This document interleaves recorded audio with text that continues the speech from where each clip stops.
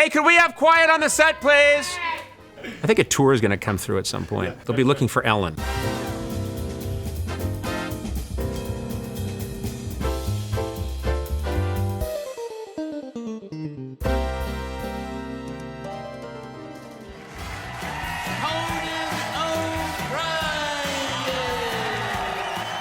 It's been almost 26 years of doing the show, and it's a very artificial environment, a talk show when you think about it. Most of them, there's an audience, and it's very presentational. You know, ladies and gentlemen, you know, here she is, Julia Louis-Dreyfus.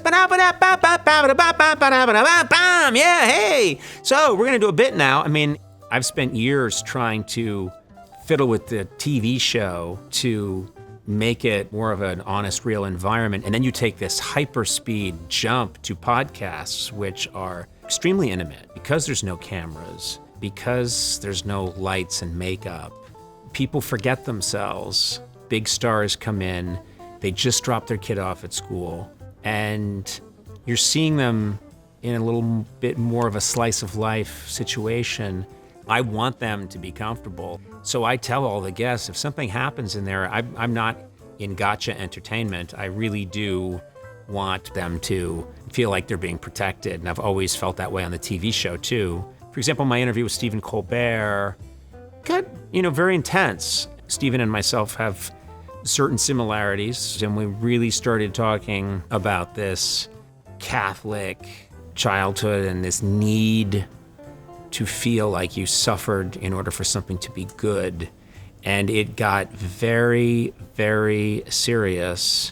I could make a whole room full of people laugh, and there was no misery beforehand, and everyone was happy. Does that feel like you're making faces like you really relate to what I'm saying? And you're crying. Stephen's crying right now, and he's putting mascara on, and it's running. When it was over, I remembered thinking it really felt like a therapy session. If Stephen had said, wow, that got much more intense than I wanted it to, maybe we don't leave it all in.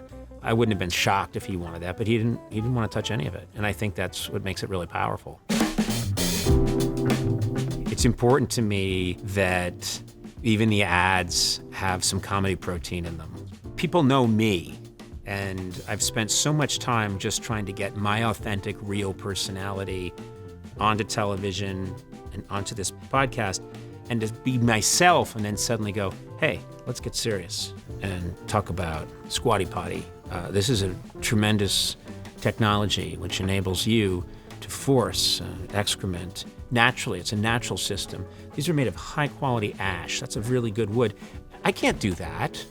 I mean, I just did, and I hope I get paid for it. I want to get paid in Squatty Potties. I've enjoyed the ads. Some of them I've had to read so many times that I've actually lost my mind.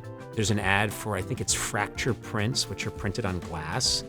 And I've had to do the fracture ad maybe, 150 times, I think. And it's the point now where I'm like, let me tell you about it. Someone gives you a photograph and it's on paper, rip it up.